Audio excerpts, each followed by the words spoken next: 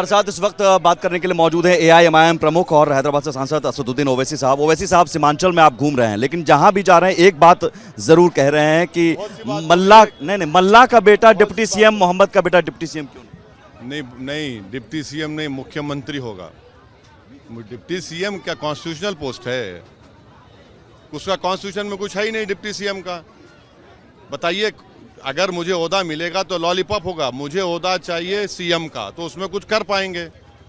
Deputy CM क्या करेगा? कुछ नहीं, उसका कॉन्स्टिट्यूशन में है ही नहीं जिक्र। कौन बनाएगा? जनता बनाएगी, अल्लाह बनाएगा, इंशाल्लाह जनता के जरिए बनाएगा। क्यों नहीं बनाएगा? इतना तकलीफ क्यों हो रहा है पेट में किसी को?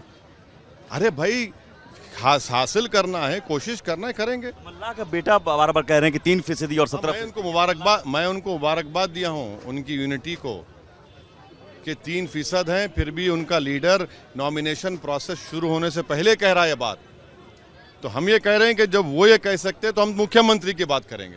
तेजस्वी यादव पर बार बार आप कह रहे हैं कि उन्होंने ठगा है, मुसलमानों का इस्तेमाल किया है आरजेडी कांग्रेस। एक बात सुनिए, वो 1.5 साल 1.25 साल के लिए डिप्टी सीएम थे।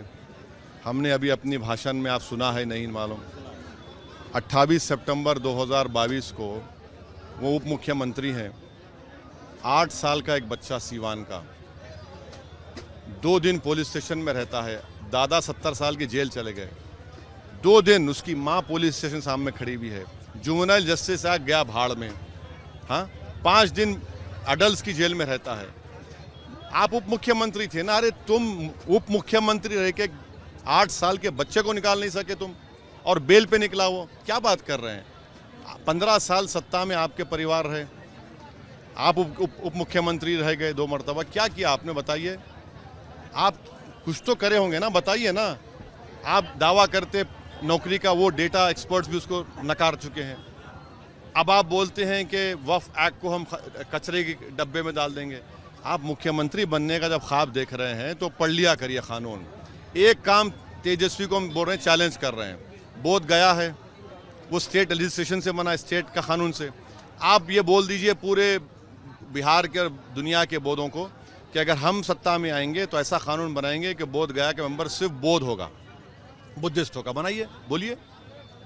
जो कानून वक्फ का, हम उसका एड़ी चोड़ी से उसकी मुखालिफत कर रहे हैं, आज भी कर रहे हैं। हमने फाड़ दिया उस कानून को पार्लियामेंट में।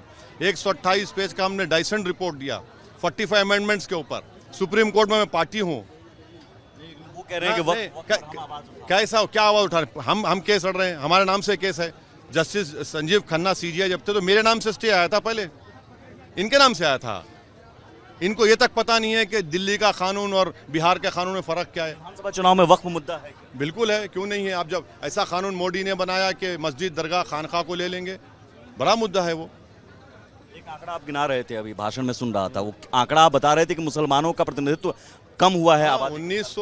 1960 से जितने विधानसभा के चुनाव हुए 2020 तक, 17% अल्पसंख्यक समाज मुसलमान में कितने एमएलए बने? 8%। अब ये लोग सब बोलते हो वैसी ऐसा। अबे तुमने क्या किया? तुम्हारा ये काम गांधीयन है ये। 1960 से यानी सबका राज था, सबका राज था, सबका राज था। जंगल राज बिहार में 2 हैं, एक बिहार में लालू परिवार का जंगल राज, एक नीतीश कुमार मोदी का जंगल राज। इसीलिए आप देख रहे हैं इतने कत्ल हो रहे हैं। आपने लेकिन गठबंधन को लेकर दुहाई दी थी, चिट्ठी भी लिखी थी, खत भी लिखा था लालू जी को। उस समय अगर गठबंधन होता तो आप तेजस्वी को आज नेता मान लेते। अब देखिए ना, जो नहीं होता है, होता था, नहीं होता था। अगर आप अमेरिका के चैनल में होते तो ये तो क्या गठबंधन क्यों नहीं हुआ? क्या उन्होंने आपको तरजीह नहीं दी? अब छोड़ दीजिए, नहीं दी तो जनता नहीं देगी उनको। पोस्ट पोल अलायंस के कोई गुंजाइश? अरे भाई देखिए, पहले अभी 11 तारीख 5 बजे तक तौसीफ आलम साहब को, अख्तर आलम साहब को, सीमांचल की जनता को, अब्दुल रहमान साहब जो शेरशाहवादी के नेता हैं, हम सबको कोशिश करना है हमारे कैंडिडेट को जिताए, समझे ना।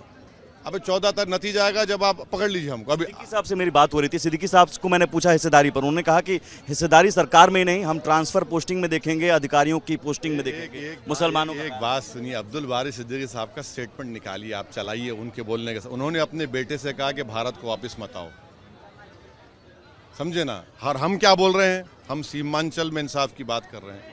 अब्दुल बारी साहब पिछला चुनाव किससे हारे मालूम आपको? JDU candidate. वो कौन था? यादव था। देख लीजिए, पूछ लीजिए उनसे आप, ओवैसी ने ऐसा कहा था। आप ही से इंसाफ नहीं हो रहा, आप दूसरों से क्या कर पाएंगे? चलिए। पप्पू यादव कहते हैं कि हैदराबाद से बाहरी का आरोप लगता है, बाहरी का। ये फ्यूडल माइंडसेट है, जागीरदारी माइंडसेट है ये। हमारे साथ ये असदुद्दीन ओवैसी, हैदराबाद से सांसद, सहयोगी कैमरा पर्सन संतोष के साथ मैं सुमित झा, रिपब्लिक भारत, किशनगंज।